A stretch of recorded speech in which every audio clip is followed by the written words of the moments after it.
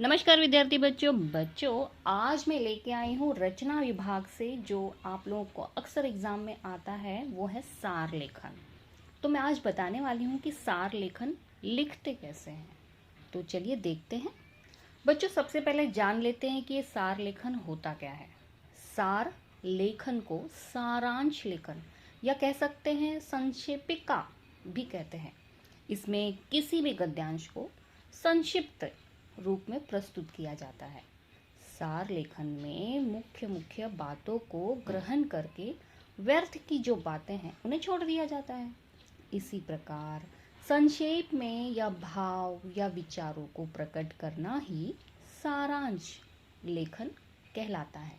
करना क्या होता है, आपके एग्जाम में एक गद्यांश दिया होता है जो अनसिन होता है, अपठित होता है, जिसे आप नहीं जानते हैं। बस उसी का आपको रीडिंग करके पढ़कर एक सारांश निकालना होता है। आपको देखना होता है कि आपके जो गद्यांश में आपको क्या भाव प्रकट हो रहे हैं, उसी को आपको लिखना होता है। तो मैं बताने जा रही हूँ कि अच्छे सार में क्या विशेषताएं होती है। तो पहला इस तरह से है, आपके सार में ये विशेषताएं होनी चाहिए कि सार में कठिन शब्द एवं वाक्य नहीं होते, उसकी भाषा स्पष्ट एवं सरल होती है। सार जो होता है मूल जो लेखक के भाव को पूर्ण रूप से अभिव्यक्त करता है। सार में केवल मूल लेख के ही विचार प्रस्तुत किए जाते हैं। आप जो भाव क्रिएट कर रहे हैं, आप जो समझ रहे हैं, उसी को लिखना होता है। सार मूल गद्यांश के प्रमुख भाव पर ही केंद्रित होना चाहिए, ये न कि दूसरे किसी सब्जेक्ट को लेकर विषय से संबंधित होना चाहिए। सार में विचारों का विवेचन नहीं होता है। यहाँ दूसरे कोई भी विचार नहीं कर सकते हैं, अपने विचारों का विवेचन होता है। तो यहाँ ये बातें रही कुछ विशेषताएं, और हम देखते हैं कि इस सार लिखते समय हमें किन किन बातों का ध्यान रखना चाहिए। तो बच्चों सर्वप्रथम दिए गए गद्यांश को पहले आप ध्यानपूर्वक पढ़िए।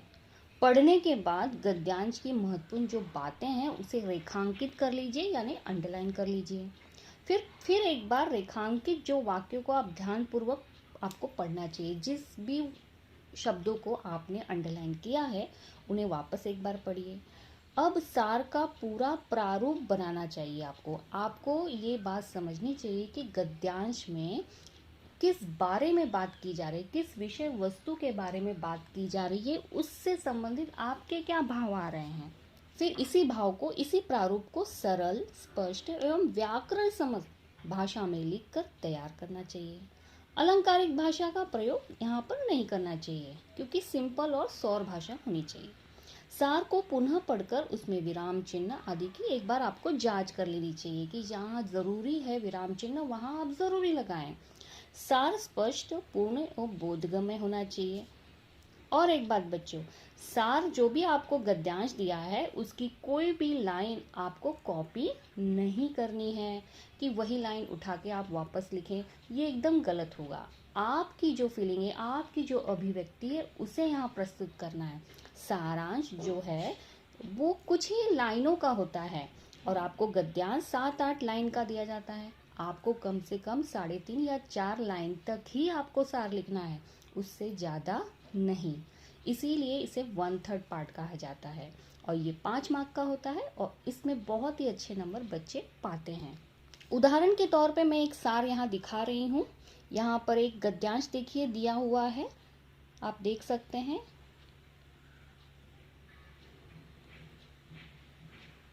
देख रहे हैं आप लोग, 8 लाइन का ये गद्यांश है, अनसिन है। और इसका ये यहाँ पर देखिए सार भी मैंने दिया हुआ है, वो इस तरह से है। वो देखिए 3 लाइन का ही है सिर्फ, और उसमें किस तरह से अपनी अभिव्यक्ति प्रस्तुत की गई है। तो इस तरह से आपके गद्यांश का सार होना चाहिए। सार लेखन सभी विद्यार्थियों को सभी स्टैंडर्ड में ज़रूर आता है और ये बच्चे घबरा जाते हैं कि किस तरह से लिखा जाए। तो बच्चों उम्मीद करती हूँ कि आप लोगों को मेरा ये सार लेखन समझाना आप लोगों को समझ में आ ही गया होगा। तो समझ में आ गया तो आप लोग इसे लाइक शेयर ज़रूर करें, और जो भी स्टूडेंट नए हैं विद्यार्थी, वो मेरे चैनल में नए होंगे तो सब्सक्राइब करना ना भूलें। ऐसी कई वीडियो आप लोगों को फ़ायदेमंद होगी।